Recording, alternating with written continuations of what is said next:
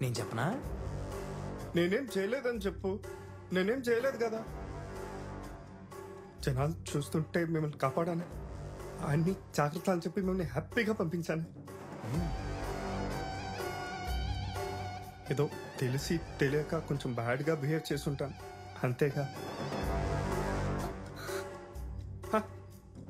ఇదిగో చూడు, నీ ఫొటోస్ వీడియోస్ మొత్తం నీ ముందే డిలీట్ చేసేస్తా.